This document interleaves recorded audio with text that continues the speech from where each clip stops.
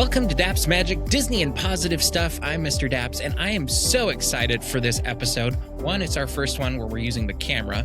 You know, we change things up, we play with it, it's a lot of fun. But two, I interviewed an incredible musician named Alex Robinson, who not only is a fantastic pianist, she's also a jazz vocalist, and she has her first album out called I Really Oughta Tell You. And I've really been enjoying listening to it.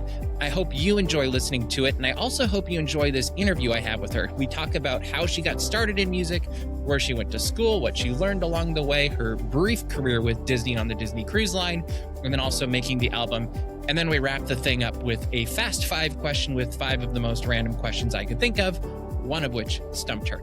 Anyway, I'm not going to keep talking because really, you want to hear from Alex. It's a blast. I hope you enjoy this interview, and I hope you enjoy Alex as well.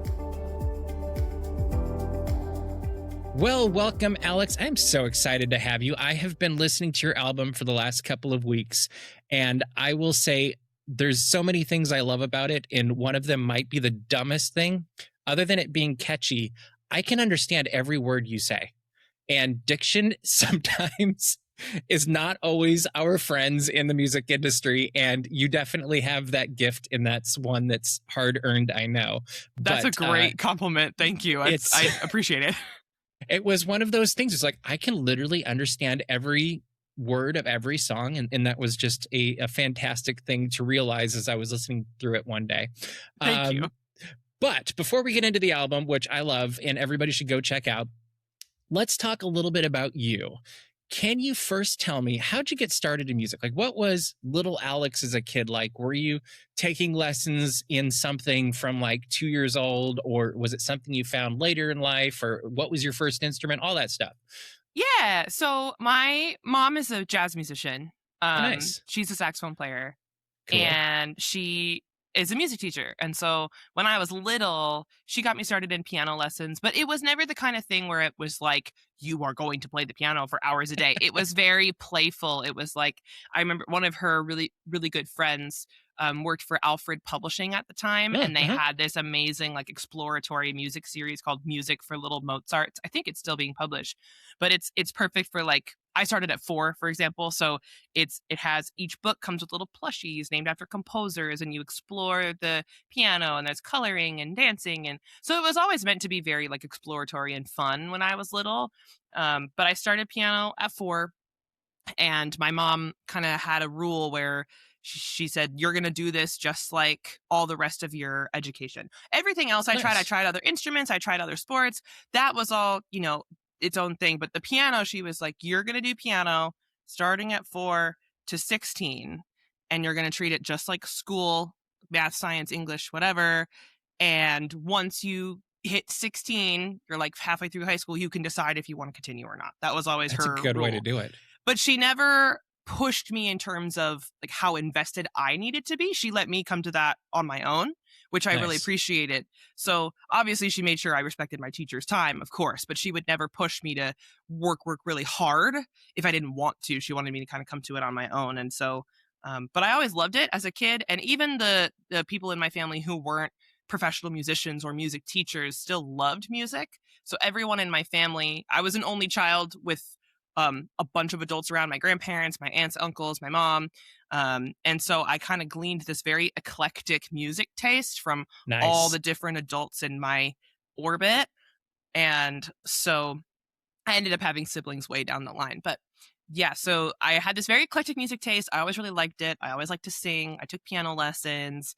And then when I hit middle school and high school, my mom and my stepdad actually ended up being my band teachers.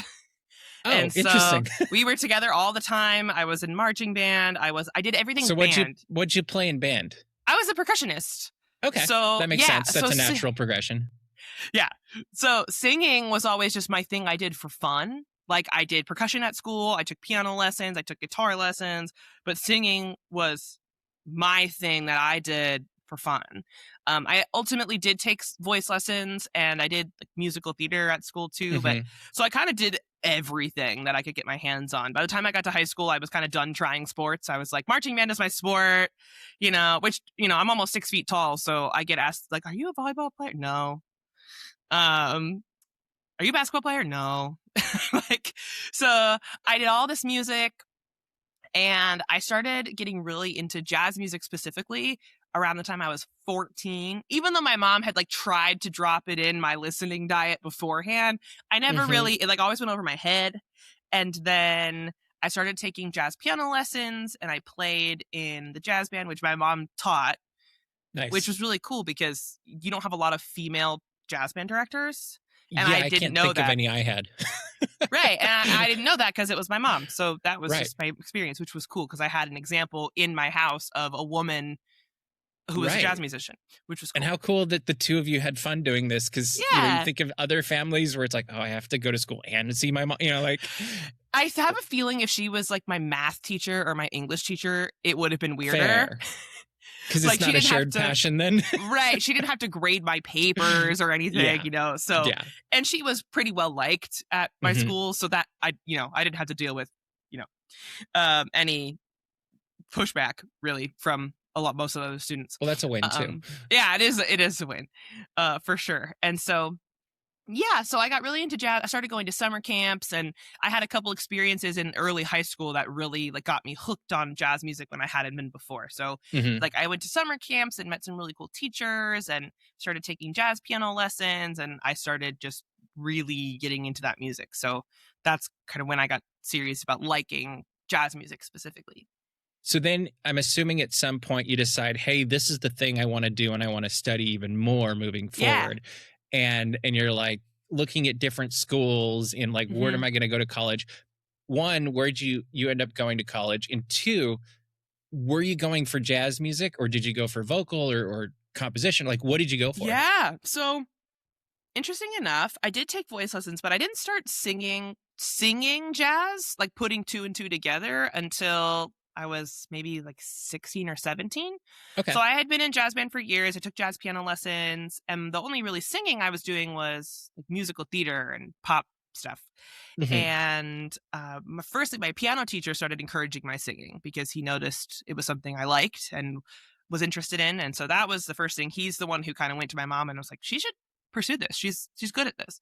And that was cool because it opened my mom's eyes up to, okay, cool, Yeah. that's something.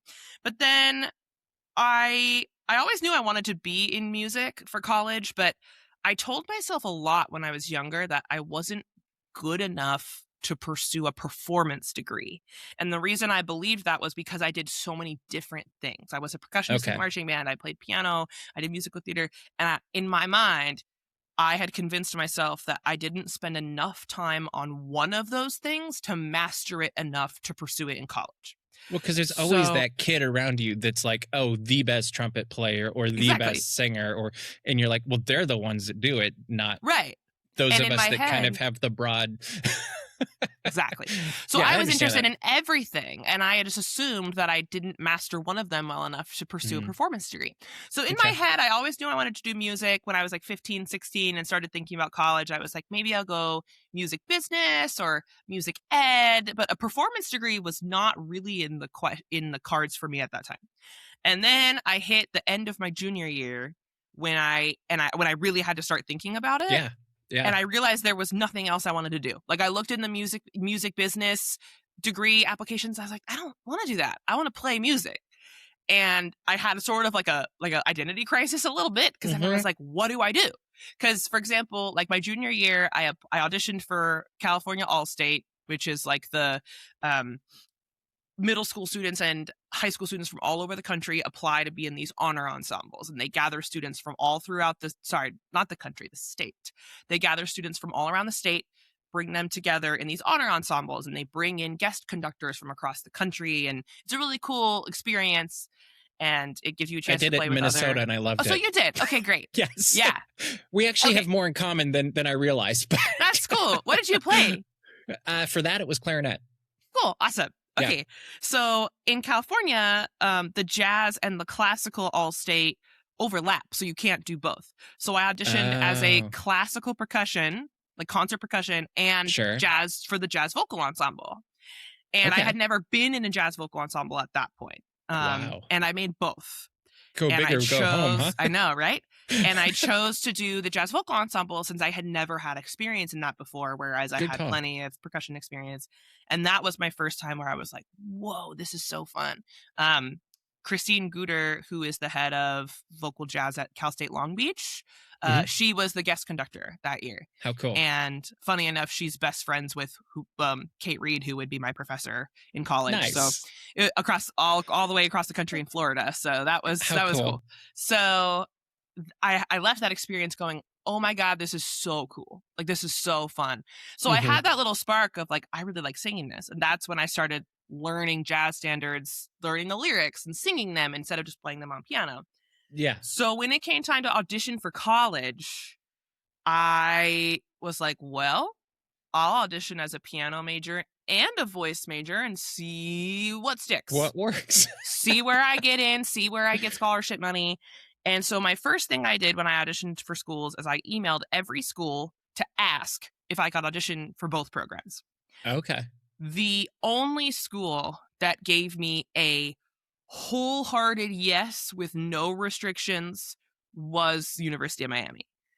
Okay. Like both the piano and the voice teachers were like, absolutely, please audition for both programs. Send us recordings of your playing so I can give you some tips. We love having diverse skill sets and students here.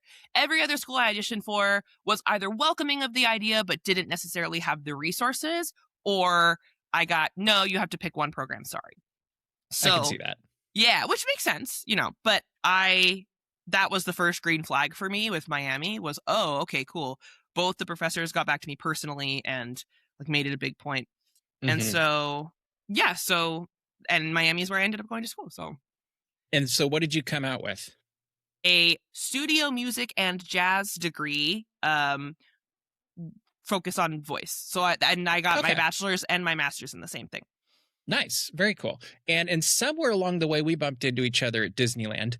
And I'm just going to throw this in now because I think it's a cute story and it makes me smile years later.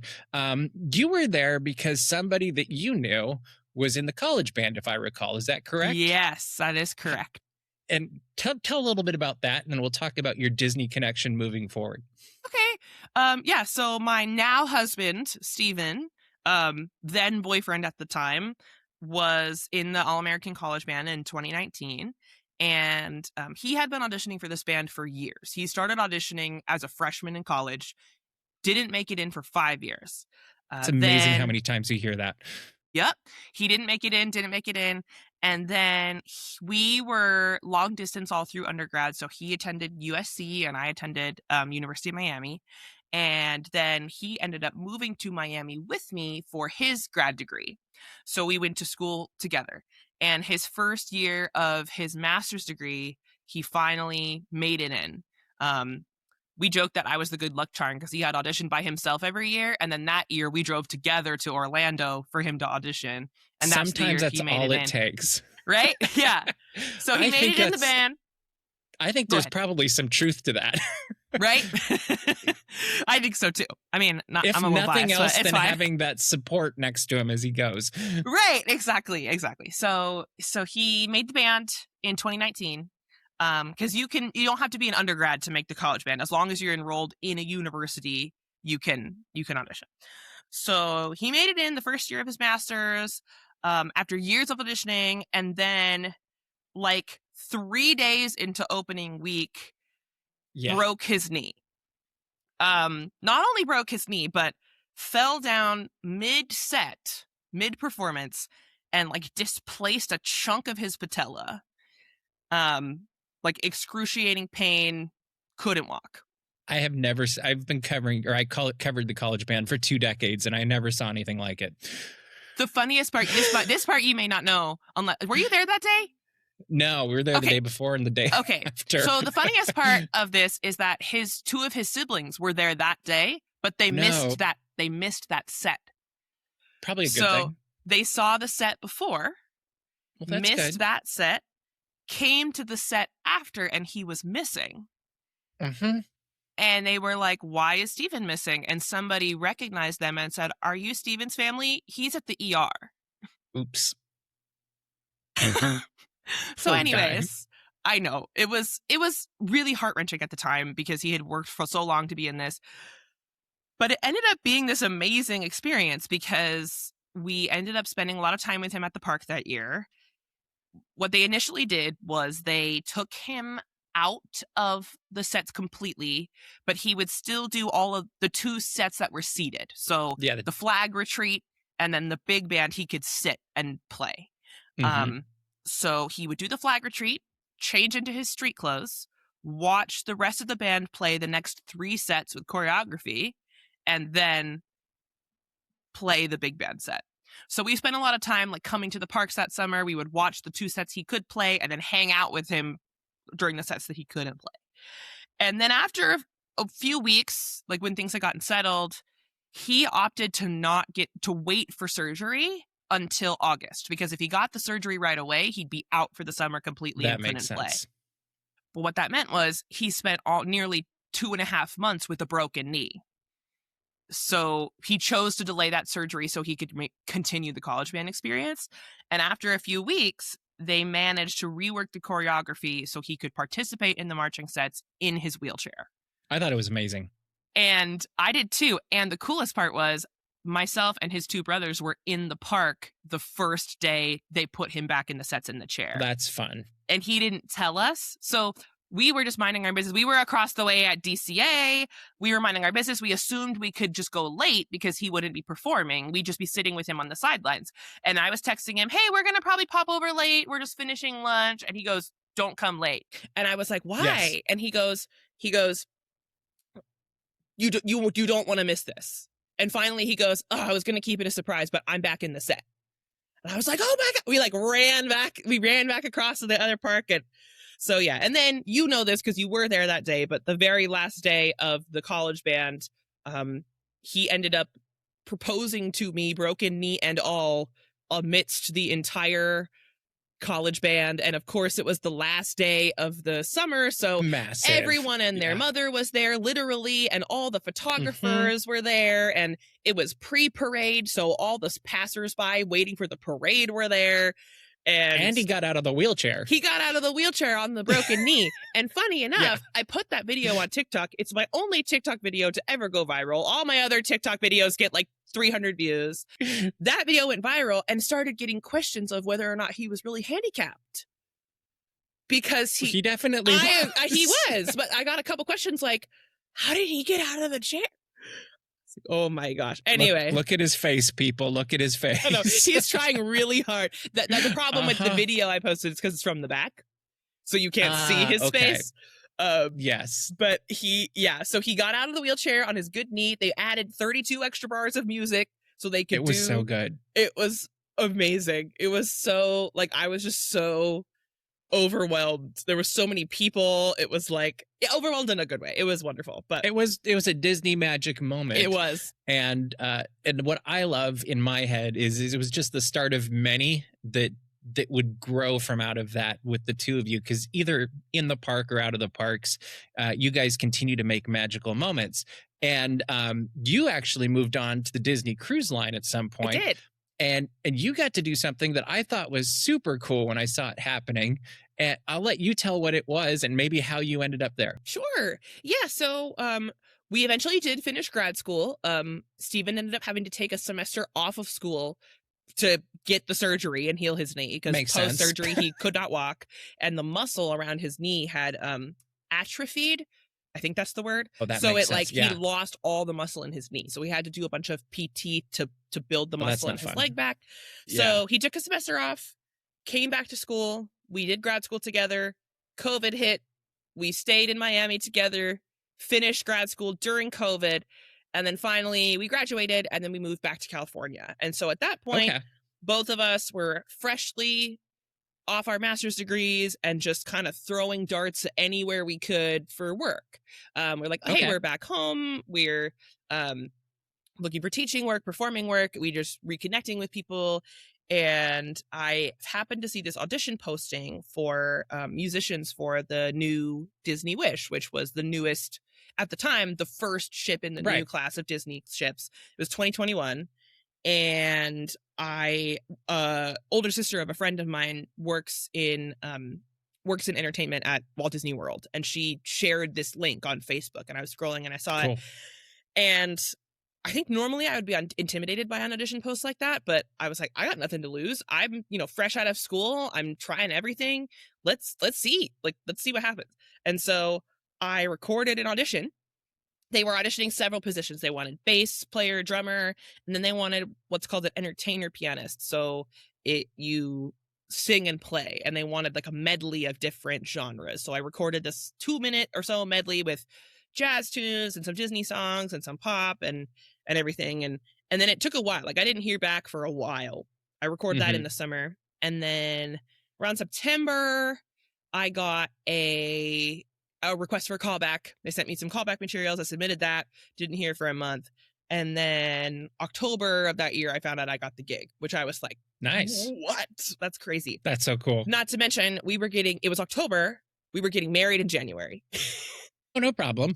So we got married in January, and then I left in March for 7 months. Perfect. but life happens. And so we did it. I ended up going to Toronto, which is where Disney Cruise Line has their rehearsal space. And I stayed in Toronto for about a month and a half. And then the entire cast boarded the Wish. And so this was a brand new experience for a lot of reasons. A, it was a brand new ship. So we were opening the ship. And right. B, because Disney had never integrated live musicians into the rest of the entertainment in this way. So in every other ship previously, they hired pre-existing acts to come entertain as duos and trios. And so the musicians would never go to Toronto. They weren't part of the scripted productions or shows or anything. So we were the first class of musicians who they were bringing individual musicians from different parts of the world to come together to make a band. So we were, that's cool. Yeah. So we were serving the purpose of doing the trio and solo entertainment, but we were also part of the scripted shows. So we had shows to rehearse with the actors as well.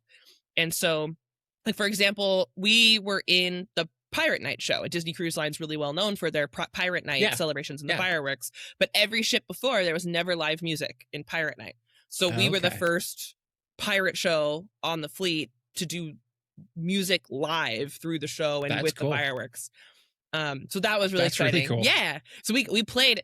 It was funny because we played during the fireworks shows, but we were playing live, but then there were previously tracked string orchestra parts. Of course. So it sounded a lot bigger than it was. And there was one day where I was eating breakfast and there were some guests nearby, and I heard them talking about Pirate Night the night before, debating whether or not we were playing. I didn't say anything. I almost was like, no, that was live. Like, no, that was us. But I mean, that's a really good compliment, though. Right, it really was. There was no mistakes. Right. So then we got to fly to the Netherlands, and we lived to bring the ship over. Yeah, we lived on the ship in the dry dock for about another month, and while we were setting up the shows, and then we did the transatlantic crossing from Germany to Florida.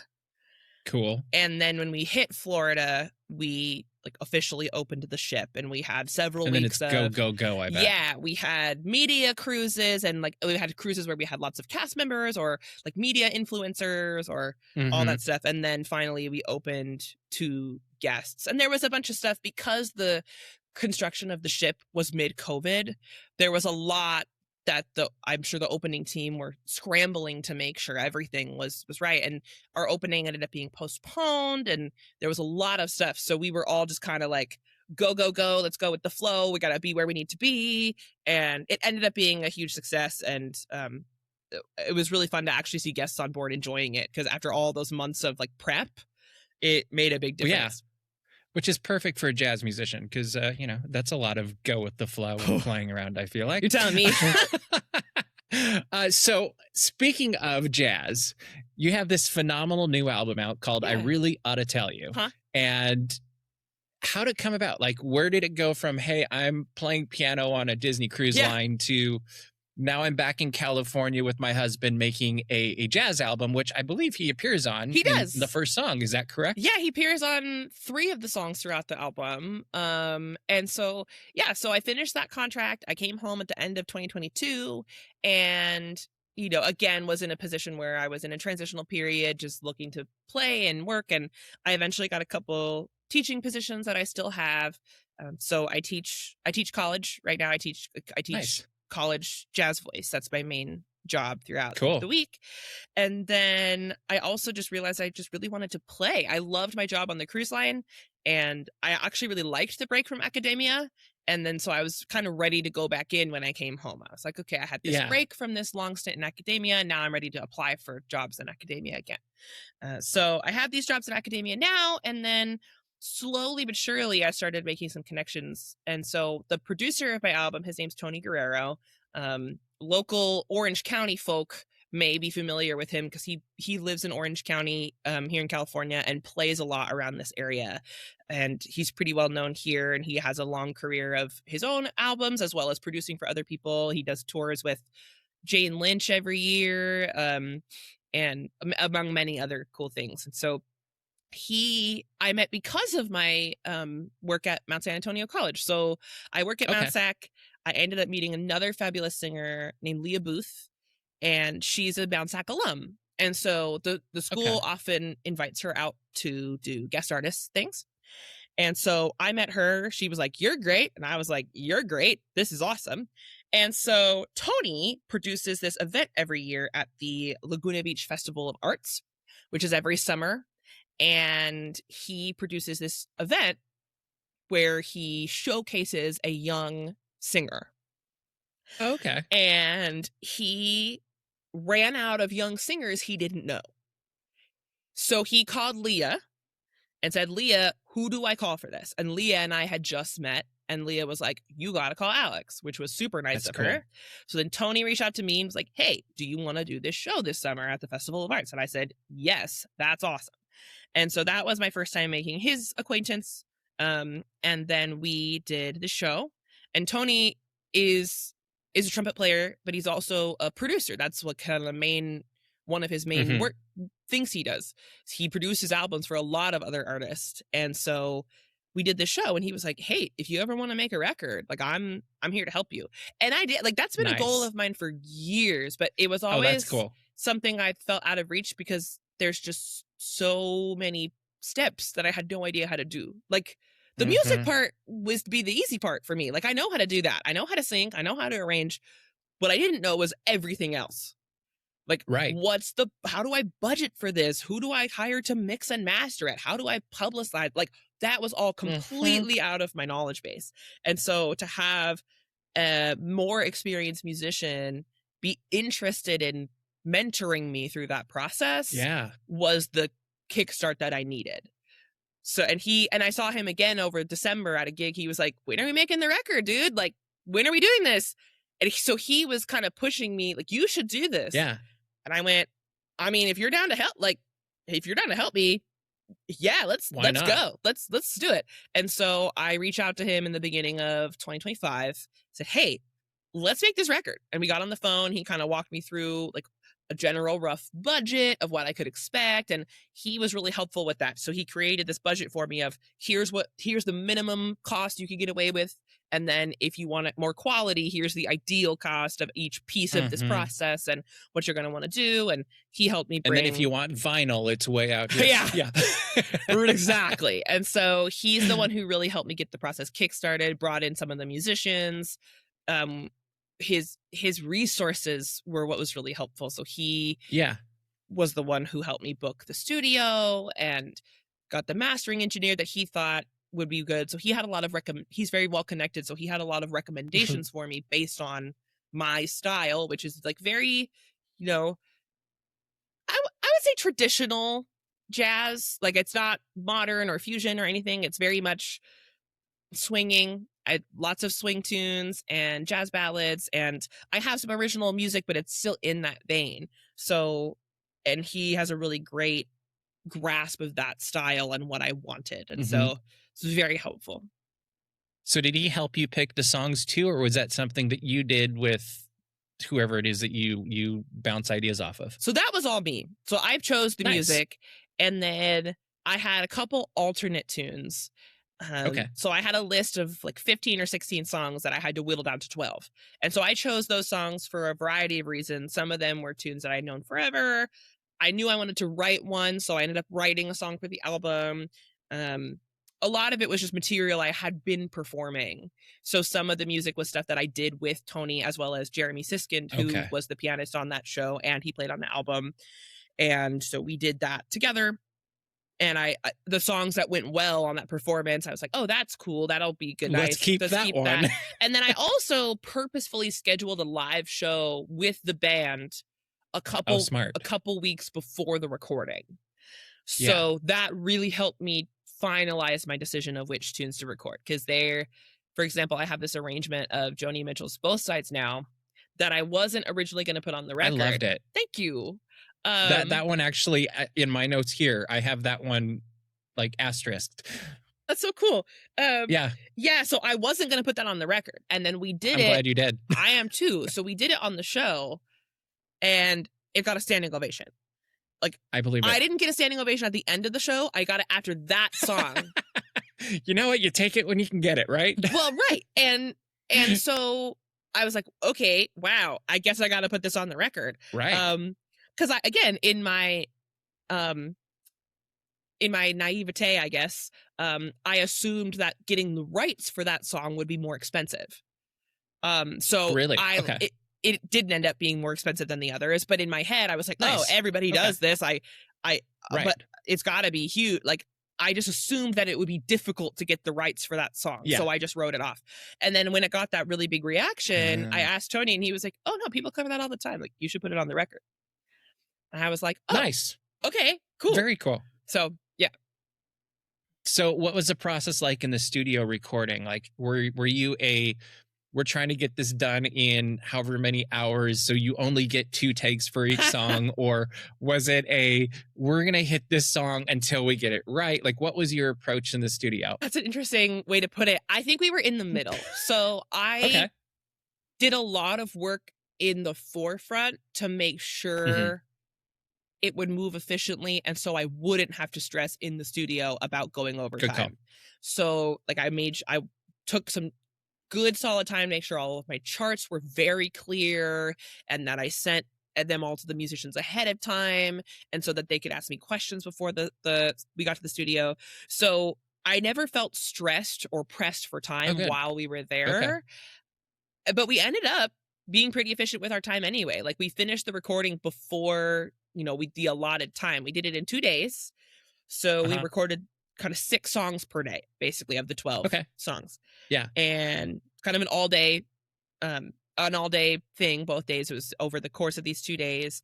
And we just took it song by song. Most of them, I think, took about 3-4 takes. So we would try a take, discuss it, try some new stuff, do another one. And I think we got most of them in 3 to 4 takes.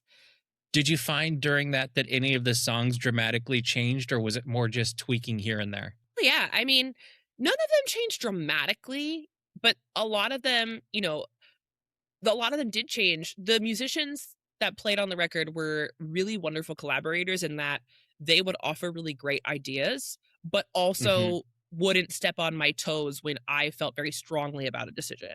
So it's a good balance. Yeah, it was great. So for example, on the track East of the Sun, I had a certain direction for the drums written on the chart. And Charles, the drummer, was like, hey, I know you want me to play this, but I'm going to try a different groove. Is that okay? And it was so much better than what I wrote, because I'm not a drummer. Nice. Like, I can only go so far. So he tries this different groove than what I had listed on the chart. And I was like, oh yeah, keep that. Like, we did a track, we did a take like that, and everyone was like, that was great. Like, that's the one.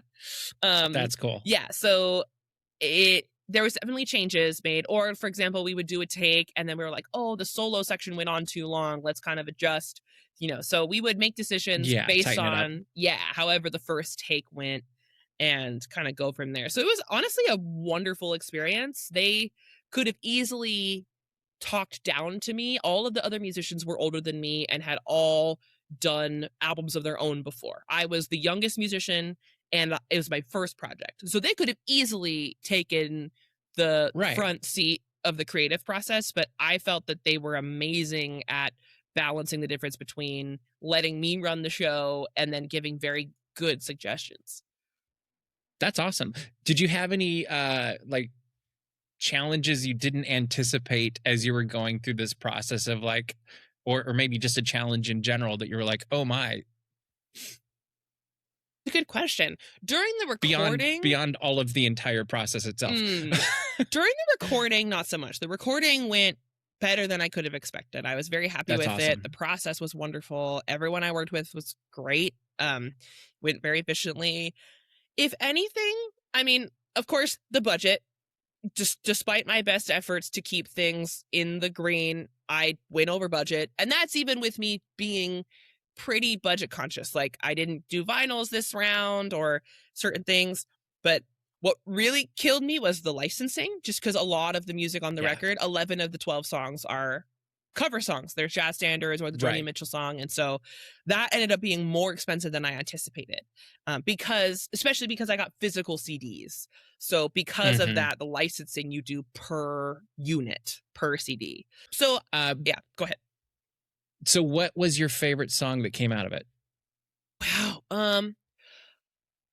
Well, I think my all-time favorite one is not going to be the listener favorite, but there is a tune on the album called One at a Time, and it is by Michel Legrand, French composer, with lyrics by Alan and Marilyn Bergman, who are my favorite lyricists of all time. Both of them passed away recently, within the past several years, and they wrote so much great music. If you're a Barbra Streisand lover, she's recorded albums of their music. There's some of the most beautiful lyrics I've ever heard and read are by this lyricist couple. And so there is a video of pianist and singer Shirley Horn, who's one of my idols, singing this song at the Village Vanguard in New York. And I watched her sing this song, and I was captivated by this song. And then I tried to research it, and there are very few recordings of it. Interesting. In fact, it was difficult to find one in a jazz style. There was one that was more orchestral, and I was like, wow, okay. For Alan and Marilyn Bergman songs, there's usually several different recorded versions. Barbra Streisand's recorded a lot. For other jazz vocal fans, Tierney Sutton has recorded a lot. Shirley Horn did record several of their songs. And so I was surprised to find that there were very few recordings of this song specifically. And so I ended up learning that tune, and then doing it with Jeremy. Jeremy Siskind is the pianist on my album, and he's one of the best accompanists I've ever worked with, because a great pianist does not always make a great accompanist, in my experience. Like, quite often it's the other way around. You can be an amazing pianist with amazing chops and swing feel, but the moment you have to break it down on a slow ballad with the singer is totally different. And not every amazing pianist has that skill. And Jeremy has it in spades. It's one of the best accompanists I've ever had the pleasure of singing with. And so that one in the studio took us a couple takes. Like, we weren't quite meshing together. And then he asked me about my take on the song emotionally. And I kind of went through the lyric, and I talked about where I interpret it being more passionate and building and dynamic, and then where it was more intimate and muted. And as soon as I walked him through that, we did another take. Magical, perfect. That's the one that's on the record. And it's my favorite song on the album, I think, for a lot of reasons. A, because it's just so musically fulfilling for me to listen to. And also, on a personal note, I think that track shows the most vocal growth for me from when I finished college to now. Like, a lot of the other stuff on that record, I could do those things when I was in grad school. You know, the improvising, the singing, the swing tunes, that's all stuff I felt confident doing. But the vocal skill, just on a personal level in terms of my practice, that I displayed on that track was, to me, showed a lot of growth from when I had finished school to now. And so when I listened to that track, it makes all of that time so evident. I go, wow, That's okay, cool. cool. And but it doesn't just feel sterile to me like, oh, I'm a good singer. It's also just very emotionally touching for me. And so that's my favorite one. Well, don't you think the difference between good and great so often in music is not technical? It's something that comes from in here. I agree. I And agree. and you have to have that other, but you Yeah. can you it's that's the foregone conclusion. Yep. And there's certain performers and performances even with performers where you're like, oh, there's something there that's way deeper than me as a listener is ever going to be able to grasp. Mhm. And I think performers, like I can remember singing in a choir in Europe in a cathedral once, Cool. and it was I think it was Onata Luke's, and the moment it ended, the whole room was just electric. Like, and it was, you could just hear the music going through the room, and everybody kind of had that in their moment of their hearts going, something special just happened right here, and it's never going to happen again. And Love those. As a listener, those are some of the most amazing experiences. Yeah, they're incredible. So what do you hope people get most out of this album? I really hope that people can relate to the sense of joy that I felt while I was making it. Like, a lot of the tunes are just fun and happy. Like, a lot of the swing tunes on the album are just meant to make you smile and tap your feet. And I chose songs that I felt had interesting lyrics, whether or not they're the more well-known songs or the lesser known songs. And then there's also songs that are meant to kind of make you laugh a little bit. Like, my original tune is meant to be kind of cheeky and funny, in the same way that, there's in the same way that someone like Annie Ross was. She sang this song called Twisted, where she wrote lyrics to this Wardell Gray solo, and the whole song is about how she was put into a mental institution. And but it's this fast bebop thing where she's writing these lyrics to this solo, and so I wanted to channel that kind of humor. And then there's some more emotional songs that that talk about your perception of the passing of time in life and in heartbreak. And so I hope that listeners are able to connect with the songs in their own way, whether it's a humorous song or an emotional song. I love the storytelling aspect of singing and the lyrical aspect of singing, and I hope that they can come away with that feeling. I have no doubt that they will. And I will say, I've listened to it several times now, and I've picked up different things each time. And my other big picture thing that I was thinking is like, oh, I wish this was on vinyl, because I would totally play it at like a dinner party, because it's kind of one of those ones that you could also just, like, the whole family enjoys or your friends enjoy. Like, you just put it on and let it go, and it's a lot of fun. For whatever reason, very good advice is now popping into my head. The one Disney song that made it on. I know. I was actually surprised when I got to that one. I was like, wait, that one's Disney. I wasn't expecting it, but they're all fantastic, and it's a blast to listen to. This is a big project. Like, you've done a lot of really cool things through your career so far, and you've got so many opportunities, I'm sure, in the future. But what would be the advice you'd give for someone that wants to follow in your footsteps, whether performance or recording an album, or maybe just big picture succeed as a musician in an industry that's pretty tough? No pressure. Honestly, do the thing anyway. Do it scared. Like, just to be totally honest, I have an anxiety disorder that I've struggled with my whole life. And putting out an album, it was a goal of mine forever that I never thought I would do. Like, I psyched myself out of it because, I don't know enough, or it's not going to be good enough, or, I've dealt with that, like, inner cycle forever. And I know so many other people do. I know I'm not alone in that. And the only thing that's gotten me through that is the support of loved ones. I'm really lucky to have a really amazing supportive circle of family and friends, including my husband, most importantly, but so many people. And a lot of our family are into music and supportive of music, which I'm very grateful for. But also making myself do it anyway.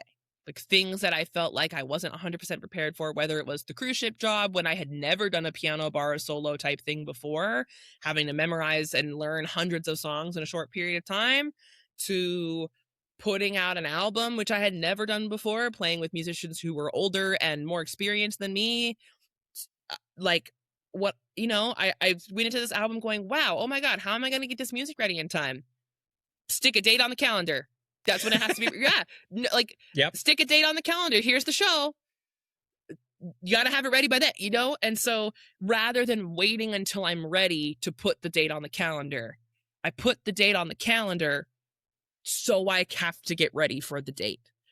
And that's what works for me. And I learned that time and time again from college to now.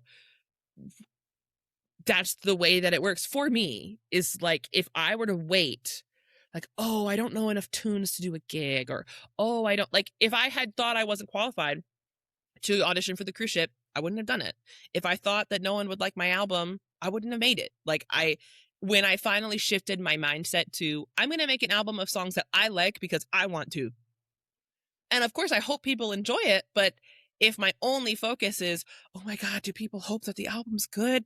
I'm going to paralyze myself into inaction. Yeah. And so, like, of course, this doesn't mean don't prepare. Like, of course, you have to spend that time putting time in and investing into your skills so you can give good performances. Like, that's not what I mean. But I mean, don't wait until you feel 110% ready to go for something. Like, I learned so much through this process that I didn't know, and I'm still learning so much. And I am just really thankful for the support that I had when I put it out. And I'm proud of it. I'm like, wow, I did that. You know, I look back of five years ago going, oh my God, I never would have done that. Right. And so, yeah, that's my biggest thing, is just jump in and do it anyway. And do you have any like mental thing that you do when you get that wall where it's like right before you do the jump, I guess, in some ways? Like, do you have that little bit of like, what is that pivot point for you? Yeah. Oh my gosh. For me, over time, that pivot point has become smaller and easier to deal with. So when I was younger, like, for example, in college, I had a lot of experiences on gigs and in teaching opportunities where I was doing something I had never done before.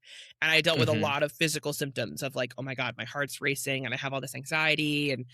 And the act of pushing through and doing my best to do a good job anyway, the more I did it, the more I proved to myself that I was capable. Yeah. And so over time, I'm able to convince myself that, oh no, I'm cool. So now I get on stage for a show and I feel that those nerves creeping up, and I'm able to move through that fairly quickly and calmly. I can ground myself in some breathing and go, no one's here to see me fail. Right. I mentioned that jazz all-state experience I had in high school with Christine Guter, and she said something miraculous that hit me really, really well at the time, which was, we were talking about stage fright and nervousness. And she goes, when you get on stage nervous, you are taking from the audience. You are asking for their validation. Interesting. When you get on stage with the goal of giving a gift to the people that are listening, you are giving them something. I worked hard on this. I hope you get some joy or some love or some benefit from it. Here you go. Yeah. And because she was talking about, you know, when you're nervous and you get on stage, what do people think? They're not there to see you suck. They usually feel like pity, or they go, oh, that sucks. Like, I thought they sounded great. Hardly ever are they like, wow, this person stinks. You know, they come to your show to see you succeed. Yeah. And so when she framed it that way, of being nervous as almost as trying to take something from the listener, it felt pretty harsh at first, but it really stuck with me, of like, wow, that's so true. Yeah, that's an interesting approach to it. And, you know, even as we're sitting here on camera, I know tons of people even when we first started putting ourselves on camera 15, 16 years ago, it was not something that we were comfortable with. But now you don't even think about it. And like in the world we live in, nobody I mean, I'm sure some people think about it still. Exactly. But, it is almost a muscle that you build and you grow and push through, which you're doing a fantastic job with. So what do you have next? What do I have next? Well, I do have a couple shows coming up. We're getting into the thick of the semester getting started here in my teaching work. I have a show coming up on April 25th. That's a duo voice and piano show at the Sanctuary in Santa Ana. And then I'll be back on Disney property on May 1st at Downtown Disney doing the Jazz Kitchen Jazz Festival. So fun. But beyond that, I've been asked a little bit about what my next creative project is, but I'm actually currently 20 weeks pregnant. And so that's a creative project. Is kind of my next project that I'll be focusing on the next couple years. And so I don't think a second album will be in the works, at least anytime soon. That will be something I would love to do as in a few years maybe, but I'm sure you'll have plenty of material to write about. We'll find out. I love that. All right. Well, as we run out of time here, we're going to do a fast 5 if you're up for it. Great.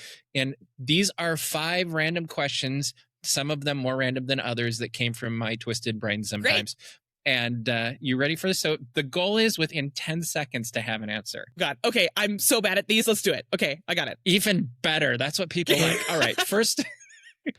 And they're all Disney related because awesome. That's where we met. Cool. All right. First one. Ready? Who is your favorite Disney character? Tiana. Good answer. All right. You just walked into Disneyland. What's the first thing that you do? I get popcorn and a drink, and I go find my husband playing. Excellent choice. All right. Next one. You're stuck in an elevator for 3 hours. What Disney attraction, loop, area loop, or soundtrack would you like to have stuck on repeat? Space Mountain, the new one by Michael Giacchino. Okay, you just over and over and over again. I play that in the car sometimes. Okay, so perfect. I don't know if I can handle 3 hours of it, but good. Great. But I don't see if Small World or Tiki Room are the answer. I love the Sherman Brothers, but 3 hours of Small World, that would be harder. I agree with you on that one. All right. You're a protagonist in a Disney movie.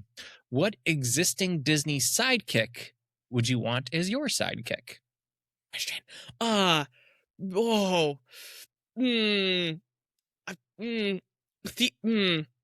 man, this is hard. Why am I trying to think of? Oh, you know what? I would want the little. I forget its name. The little. Is it Flounder? No, I was gonna say Flounder. Oh. Flounder's too much of a scaredy cat for me, and I already have anxiety, so I can't do that. Okay. It's the little. In Soul, you got Joe, and then the little soul. What's her? It's Tina Fey. 38. Yeah, I know who you're talking about. Is it 38? Yeah. Is that her name? I think so. I think it's something like that. That's a good choice. I hadn't thought of that one. All right, last one. One of your most famous in a theoretical world songs is a cover of a Disney song. And because of that, you end up having to sing it at every performance for the rest of your life, like Paul McCartney with Let It Be or whatever. Which song would you want that to be? Part of Your World. Nice. Okay. Which I have been very privileged to hear Jodie Benson sing live multiple times through my career. For Jodie Benson. Oh, that's awesome and terrifying. The Wish. It was the most terrifying experience of my life, and I almost blacked out. Totally fair. Totally fair. That's kind of amazing, though. Very cool. All right. Before we say goodbye, where can people find you, Alex? Have a website, musicbyalexrobinson.com. It has everything about the album as well as concert dates. So if you're in California and you want to come out and say, hey, I want my shows coming up, it's probably my last couple shows before baby gets here. So I'd love to see you at any of those shows. And yeah. And you're also on Instagram. Is it okay to? Yes. We'll put that in the links too. Alex Great. Robinson _music. On Instagram. That's what my notes say. Awesome. And then make sure you check out I Really Oughta Tell You on all music streaming services. I'm assuming I saw it on Apple and Spotify, I think. And I'm assuming it's wherever else you can find it as well. It's all over the interwebs. Love it. Well, thank you so much for being on. I hope everybody listens to your album and enjoys it just as much as I have. And I hope also people go to your concerts because you're going to have to wait a while otherwise. Anyway, thank you for being on and looking forward to listening to it again. Thank you so much for having me. Of course.